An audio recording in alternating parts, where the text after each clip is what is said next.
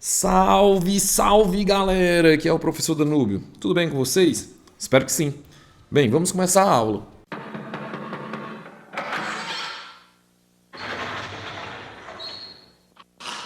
Senta que lá vem a história. Dando continuidade ao contexto da América Portuguesa, hoje nós vamos analisar o desenvolvimento dos governos gerais. Porém, antes de começar a desenvolver esse contexto, a gente vai analisar as capitanias. Deram certo? Não deram certo. Por que não deram certo? Pelo simples fato que o donatário deveria desenvolver a comunidade ou a capitania. O que acontece? Muitos dos donatários não queriam gastar dinheiro e não queriam vir para o país, no caso, para a região, por conta da agressividade dos índios, da questão da própria natureza e o medo de algo novo. Então, não na sua totalidade foi falha. Duas capitanias deram certo. A capitania de São Vicente, com Martim Afonso de Souza, e a capitania de Pernambuco, com Duarte Coelho. Ambas com um bom solo. O solo da região de São Vicente era o solo de terra roxa, e o solo de Pernambuco era um solo de massapê. Mas atentas, não podemos afirmar que é por conta do solo que houve bom desenvolvimento da região. Não foi. Tiveram também de muita importância as questões das relações sociais, principalmente entre os europeus e os nativos, que começaram a fundar uma troca de cultura, a aceitação do outro, e até porque os nativos eles tinham conflito com outras tribos, então a união entre europeus e esses nativos fortalecia para combater outras tribos. Então, o sucesso das capitanias evitou que os estrangeiros se estabelecessem no país. O fracasso, o processo de colonização. Em 1548 chegou uma carta para o Dom João III, escrita pelo Luís de Góis, desesperada, feita aquele louco que a carta afirmava que se o rei não tomasse uma atitude para socorrer essas capitanias, as terras que pertenciam a Portugal iriam mudar de dono, iriam ser dos franceses. Nessa atitude assombrosa dessa carta, em 7 de janeiro de 1549, é chamado fidalgo Tomé de Souza, veterano desenrolado nas relações comerciais da Índia e da África, e ele vai ser nomeado para o primeiro governador geral do país. Então ele traz um comitiva de quase 500 pessoas, entre funcionários públicos, burocratas, degradados e por aí vai. Então nesse contexto, ele desembarca na Bahia em 29 de março de 1549 e começa a pôr a mão na massa em 1º de maio. E aí ele vai começar a desenvolver uma vila onde futuramente vai se tornar a capital do país, a primeira capital do país, que é Salvador. A missão dele foi detalhada em 41 artigos, 41 funções que ele tinha que cumprir. Conceder terras aos índios amigos, mas proibir o fornecimento de armas a eles. Olha a relação aí. Para não fortalecer uma rivalidade entre eles, né? Olha como é interessante. Aplicar a pena de morte para o que escravizasse absurdamente os índios. Percorrer e fiscalizar toda a costa, expulsando os navios que não fossem portugueses. Obrigar os donatários e senhores de engenho a auxiliar na defesa dos territórios.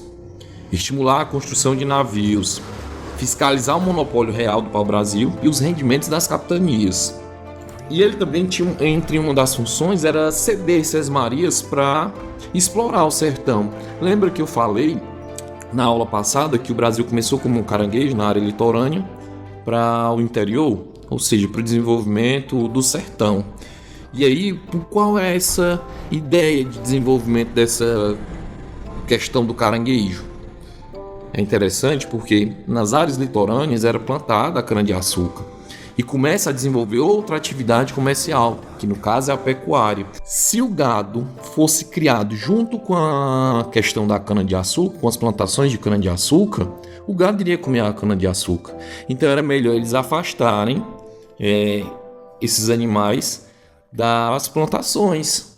Olha como é interessante. E a partir daí a gente tem duas relações entre a primeira grande atividade, que é o açúcar, e posteriormente, principalmente aqui para o sertão, para o Nordeste, a pecuária. Ela tem um grande desenvolvimento da importância econômica. E ele ficou também encarregado de uma missãozinha bem sórdida, bem suja. Ele deveria punir os índios que eram hostis, selvagens, bem rústicos mesmo, bem valentes, bem violentos, que eram os Tupinambás de Ilhéus, que haviam matado o ex-donatário da Bahia, que era o Francisco Pereira. Vieram com ele também os primeiros jesuítas, que no caso, um dos grandes importantes é o Manuel da Nóbrega. Ele trouxe as primeiras cabeças de gado e em 1553 muda de governador. Agora vai ser o Duarte da Costa, que pelo amor de Deus, essa administração é um fracasso total. Ele vem e deixa tudo na mercê de Deus dará. Aí uma coisa que ele vai trazer é uma coisa mesmo, né? Que foi o padre Fernando Sardinha, que vai trazer uma certa corrupção, uma certa safadeza com ele. Aí o que vai acontecer? Há um conflito muito grande entre o Duarte e os jesuítas. Por quê? Porque esse infeliz começa a querer escravizar os índios que já estão cristianizados. E quando a desgraça é pouca, não pode piorar. Em 1555 vem uma invasão de franceses. E aí desencadeia um conflito muito grande que vai ser preciso mudar de governo para que possa se estabelecer de novo a coroa portuguesa controlando a região. Que aí no caso vem o Mendes Sá. Duarte da Costa deixou uma coisa muito esculhambada no país, para não falar outra palavra. O que acontece? Quando o Mendes Sá chega, ele já chega com os dois pés nos peitos da galera. E aí o que vai fazer? Tá quase desencadeando uma guerra civil. Porque além da questão da invasão francesa e também da questão dos jesuítas, Duarte da Costa era um infeliz que batia.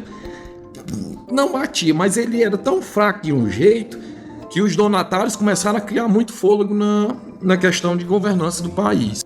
Então Mendes Sá chega em 1557, um caba bem desenrolado. Só as características do cidadão.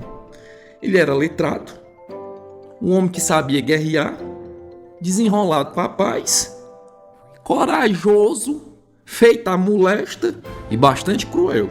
Então nessa situação, quando ele chega, quando eu falei dos dois pés nos peitos, ele já chega dizimando um bocado de índio, manda logo tudo pra vala. E disso daí também ele vai submeter os colonos, no caso os portugueses, ao rigor da lei. Ou vai do jeito dele, ou então caixão em vela preta pros cidadãos.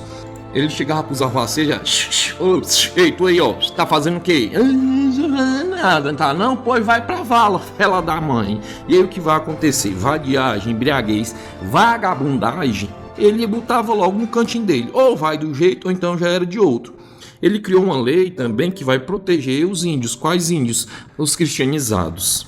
Ele desenvolve bem a região, ele desenvolve a questão dos engenhos de açúcar, o tráfico de escravo, a questão do pau-brasil, mas ele paga um preço muito alto. Vários familiares deles, ao longo dos anos, que ele vai permanecer no país até 1572, vão morrendo. A corte meio que esqueceu ele aqui no país, mas entendam. Em 1570, Dom Sebastião mandou uma pessoa, que seria o Dom Luís Fernandes.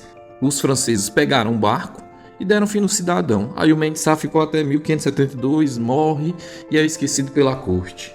O bichinho foi para o vale do esquecimento. Aí a coroa portuguesa, pensando nessa situação que era muito complicada administrar o país, divide em dois. O sul fica com o Rio de Janeiro e o norte fica com Salvador.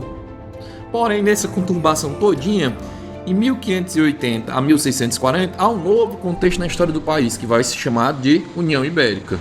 Então, galerinha, essa foi a aula de hoje. Vocês viram o contexto de desenvolvimento dos governos gerais, a falha administrativa que foi as capitanias, até a divisão do país, e na próxima aula nós veremos a questão da União Ibérica. Pessoal, esse foi um pequeno resumo da aula. Espero que tenham gostado e tchau!